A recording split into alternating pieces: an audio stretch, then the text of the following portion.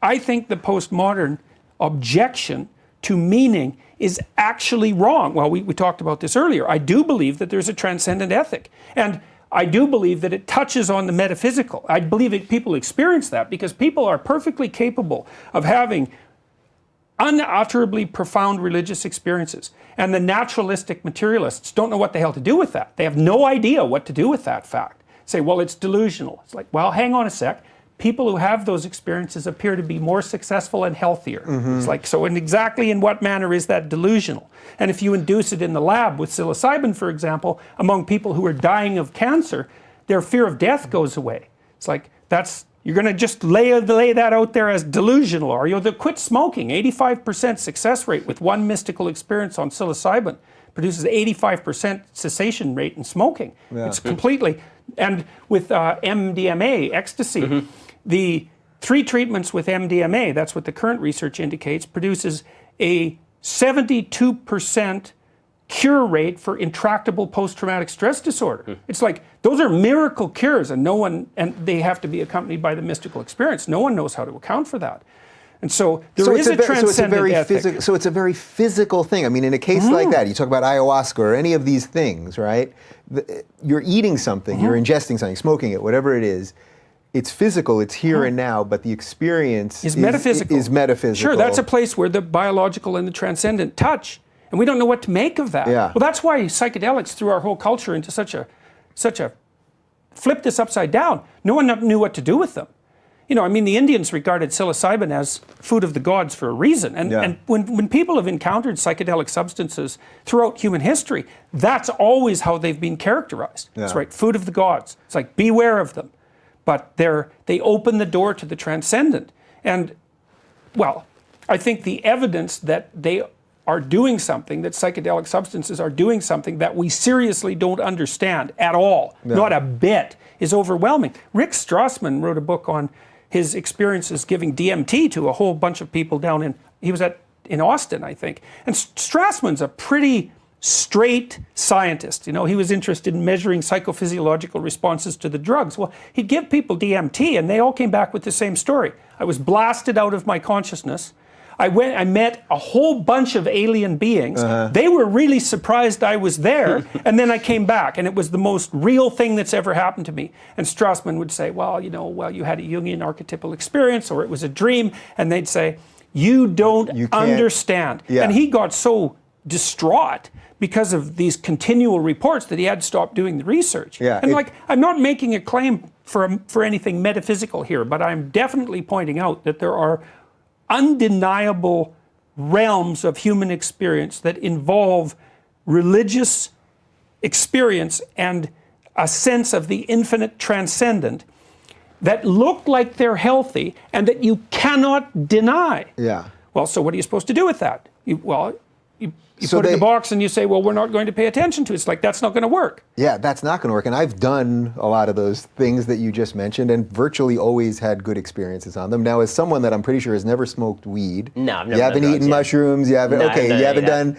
MDMA and all that stuff. I barely will take a drink, Yeah, I mean, I've done all of those things. I don't really do, well, I mean, I smoke some weed, but I haven't done ecstasy in years, and mushrooms I did do about a year ago, and I had a great day, and I kind of wandered around, and I thought, I felt some things happening.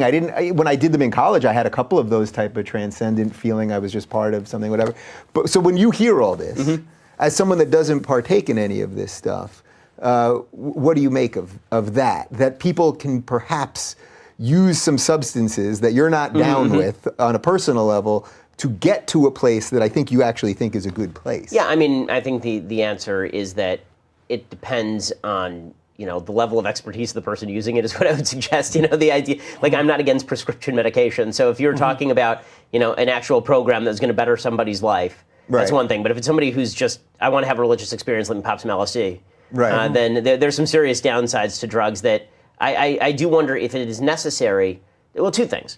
One, in Judaism, and I keep reverting back to this because I know it's the religion I know, but there's two kind of schools of thought with regard to Judaism. One are called the Misnagdim, These are people who are sort of Enlightenment mentality, hard science folks, and they're Hasidim. And the Hasidim are the people who you see for like Chabad. They have the big beards and they have the payas, and they like to dance and they drink on Purim and all this. And they're wonderful people, and they do great outreach specifically because they're so spiritual. And I tend to be more of a Snagid than a Chassid, meaning that I try to get to see you dance. Oh, it's not pretty. But I try to get to spirituality through reason as opposed to through experience, simply because I think that, well, I know people who have had religious experience and it's really changed them. I think there are also a lot of people who have religious experience and it lasts for a given amount of time and then they're done with the religious experience and they just go back to doing whatever they're doing, right? I mean, this is what you were doing in college. So I think that if you're looking for that as a gateway out of whatever it is that is troubling you in terms of a lack of purpose,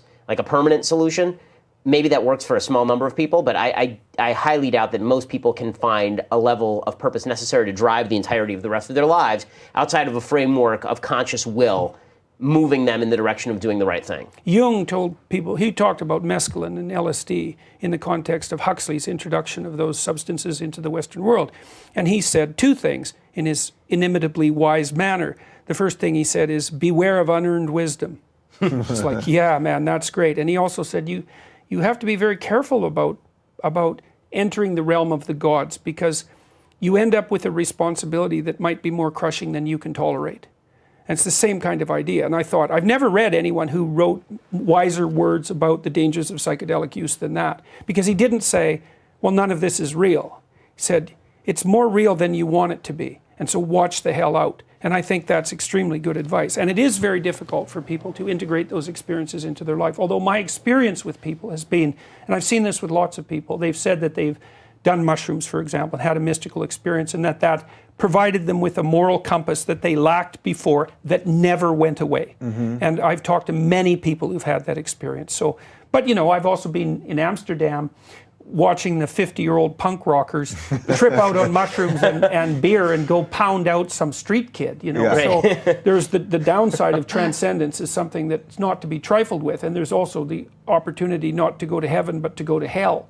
And that does happen to people, and that can induce post-traumatic stress disorder, essentially. So, you know, beware of wandering in realms that you're not competent to wander in.